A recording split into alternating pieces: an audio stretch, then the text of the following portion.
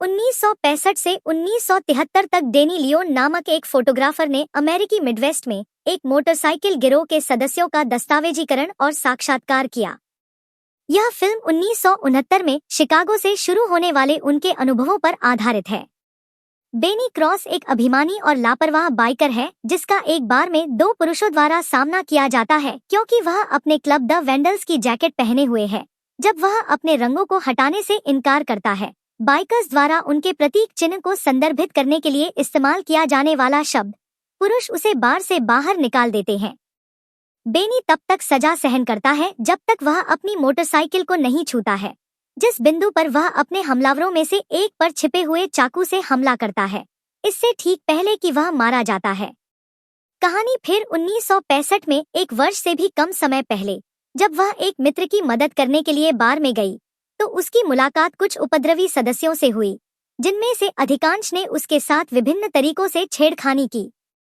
अपनी मित्र की मदद करने के बाद कैथी जाने की योजना बना रही थी, लेकिन उसने पूल टेबल पर एक व्यक्ति को देखा जिसने तुरंत उसे आकर्षित कर लिया। वह अपने मित्र के पास लौटी और उससे पूछा कि उसका हालचाल कैसा है, जबकि अन्य महिलाएं बेनी की लगातार मोटरसाइकिल दुर्घटनाओं के कारण दूर रहीं। कैथी इस आदत को छोड़ने वाली पहली व्यक्ति होने पर दुखी नहीं होती, बल्कि जैसा कि उसने उम्मीद की थी, जोर देने के बजाय बेनी ने उसे दूर कर दिया। उपद्रवियों के नेता जॉनी ने फिर बेनी की जगह ली और उसे आश्वासन दिया कि क्लब के भीतर उसकी सुरक्षा की जाएगी।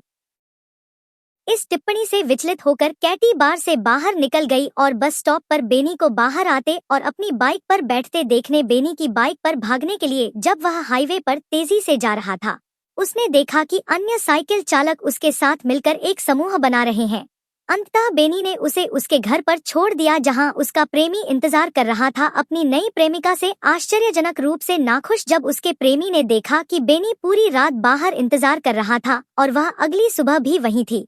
उसने सोचा कि उसने उसे धोखा दिया है और उसे हमेशा के लिए छोड़ दिया है और उसे रोकने वाला कोई नहीं है। बेनी ने उसे एक गिरोह की बैठक में आमंत्रित किया और उसने मुस्कुराते हुए स्वीकार कर लिया। डैनी के साक्षात्कार में वह बताती है कि कैसे उस रात के 5 सप्ताह बाद उसने बेनी से शादी कर ली, जिसने उसके जीवन को नाटकीय रूप से बदल दिया। बेनी की कई यादों के बीच वह उस समय के बारे में बात करती है जब उसने शहर में गति सीमा को पार कर लिया था और कई लाल बत्ती चलाने के बाद पुलिस का ध्यान आकर्षित किया था और गश्ती कार से छुटकारा पा लिया, जिसे बेनी को सबसे तुच्छ कारण से रोकना पड़ा था। वह अपने अपराधों के लिए भुगतान करने के बाद ईंधन से बाहर हो गया था। वह अपने क्लब की सुरक्षा में लौट आया और गर्व से अपने कारनामों को जॉनी को सुनाया, जो उसके लिए एक पिता की तरह था। जॉनी बेनी की प्रशंसा करता है, जो एक लापरवाह जीवन जीता है जिसे जॉनी अपने परिवार और नौकरी के कारण वहन नहीं कर सकता। वह एक साधारण लड़का था जब तक उसने द सेवेज में मार्लन ब्रांडो को नहीं देखा, जिसने उसे वेंडल्स बनाने के लिए प्रेरित किया।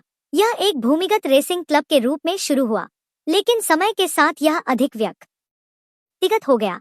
डेनी ने संस्थापकों से लेकर नए लोगों तक सभी सदस्यों का साक्षात्कार लिया और उनमें से प्रत्येक ने वेंडल्स को दूसरे परिवार की तरह माना। हालांकि एक अवसर ऐसा भी था जहां वेंडल्स तुरंत यह बताते हुए कि उनके दोस्त शिकागो में हैं और गिरोह के क्षेत्र का विस्तार करने से गिरोह के नियमों के अनुसार समस्याएं पैदा हो सकती हैं। टाउटोटॉड नेता को चुनौती दे सकता है यदि वह उसके फैसलों से सहमत नहीं है, तो बिग जैक इस अवसर का फायदा उठाता है और बिग जैक के आकार के बावजूद जॉनी को मुक्केबाजी के लिए चुनौती देता है। जॉनी की क्रूरता ने उस पर विजय प्राप्त कर ली और उसने जैक्स की उंगली तोड़कर लड़ाई समाप्त कर दी।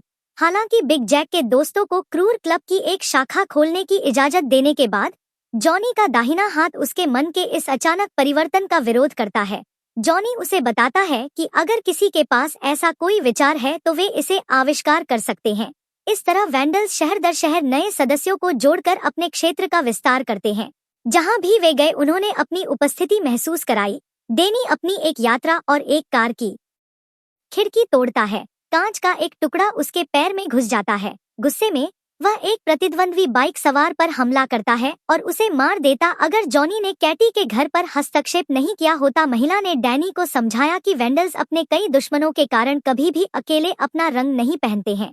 हालांकि उसका पति दुर्लभ अपवादों में से एक है, यह हमें शुरुआती टकराव में वापस लाता है, जहां उसके एक हमलावर को चाकू मारने के बाद दूसरे ने अस्पताल में उसके पैर पर निशाना साधते हुए एक मुक्का मारा। कैथी ने अपने पति को पहली बार रोते देखा, दर्द के कारण नहीं बल्कि इसलिए कि अगर ऐसा था तो डॉक्टर उसके पैर को काटने पर विचार कर रहे थे। वह कभी भी दोबारा मोटरसाइकिल नहीं चला सका। जैसे ही जॉनी को पता चला, उसने उस बार को घेर लिया जहां दुर्घटना हुई थी। वेंडल्स ने मालिकों को आदेश दिया कि वे जिम्मेदार लोगों के नाम उजागर करें। एक बार उनके पास नाम होने पर जॉनी ने यह सुनिश्चित करने के लिए आदमी भेजे कि वह फिर कभी नहीं चल सकेगा और बार में आग लगा दी। अग्निशमन कर्मी साइट पर ही रहे, यहाँ तक कि आपातकालीन स्थिति में भी पहुंचने में झिझक रहे। ऑपरेशन के 3 सप्ताह बाद भी बेनी किसी तरह अपना पैर बचाने में कामयाब रहा। हालांकि उसके स्वास्थ्य लाभ के लिए अभी भी कई महीने बाकी थे, फिर भी वह अपनी पत्नी की आपत्तियों के बावजूद जॉनी के मोटरसाइकिल रैली के निमंत्रण को अस्वीकार नहीं कर सका। बेनी ने उसे आश्वासन दिया कि वह ठीक होने के बाद वहां से चला जाएगा, यह जानते हुए कि यह उसके लिए सबसे अच्छी बात नहीं थी। लेकिन कैटी ने उसे यह स्वीकार करते हुए पकड़ लिया कि वह नहीं चाहती थी कि वह यहाँ से जाए, जो एक अपमानजनक पिता और एक माँ के साथ एक दयनीय घरेलू जीवन जीता है जो उसे उसका बचाव करने से रोकती है। एक परिवार की तलाश में लड़का और उसके दोस्त एक बाइकर रैली में जाते हैं। उम्मीद करते हैं कि सोनी द जोकर नामक एक बाइकर के साथ मस्ती करने के बाद वेंडल उन्हें स्वीकार करेंगे। वेंडल रात में उनकी बातचीत के दौरान चिंतनशील हो जाते हैं। जॉनी मुख्य रूप से उसे कैटी से दूर करने के लिए बेनी को एक तरफ बुलाता है। जॉनी कबूल करता है कि वह हमेशा के लिए क्लब का नेतृत्व नहीं कर सकता, कि उम्र उस पर हावी हो रही है और उसे एक उत्तराधिकारी की जरूरत है जो खुद के लिए खड़ा हो। हालांकि होनोर बेनी ने नेतृत्व के साथ आने वाली जिम्मेदारी के वजन की कल्पना करने से इनकार कर दिया।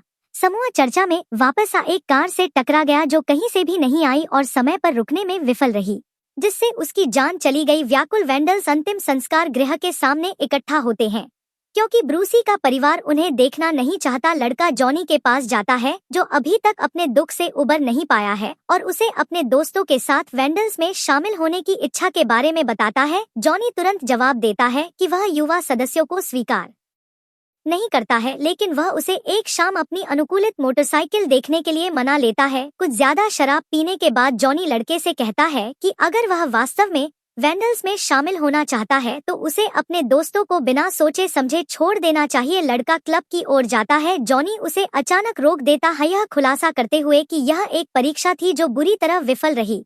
एक सच्चा विध्वंसक अपने भाइयों को कभी नहीं छोड़ेगा। इसके अलावा लड़का जॉनी पर चाकू से हमला करने की कोशिश करता है, लेकिन जॉनी आसानी से उसे चकमा देता है और उसे घूंसा मारता है और उसे कभी वापस न आने की चेतावनी देता है। 1973 में अध्ययन के कारणों से वर्षों की अनुपस्थिति के बाद डैनी वेंडल्स पर अपनी रिपोर्ट फिर से शुरू करता है। कैटी के साथ एक साक्षात्कार के दौरान वह बताता है कि 1969 में ब्रूसी की मृत्यु के बाद चीजें कैसे खराब हो गई थी। क्लब कम चयनात्मक हो गया था। नशे की लत से जूझ रहे वियतनाम युद्ध के दिग्गजों को स्वीकार करना। कोकरो संस्थापकों में से एक ने कबूल किया कि उसका सपना एक मोटरसाइकिल पुलिस वाला बनना था।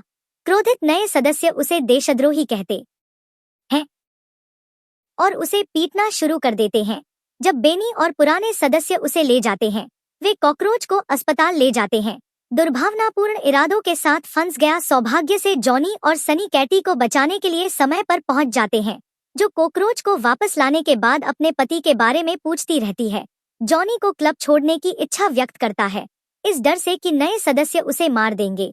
जॉनी जाने से पहले बेनी और उसकी बंदूक से जुड़ी एक योजना बनाता है। बेनी का सामना कैटी से होता है, जो उस पर हमला होने के समय वहां नहीं होने का आरोप लगाती है ताकि वह सुधार करने की कोशिश कर सके। बेनी उससे पूछता है कि वह उससे क्या चाहती है। वह जोर देती है कि वह क्लब और हिंसा से भरी इस जिंदगी को छोड़ दे। बेनी उसे समझाता है कि यह एकमात्र चीज है जो वह उसे उस रात नहीं दे सकता। बेनी और जॉनी कॉकरोच से मिलते हैं। बेनी के हाथ में बंदूक।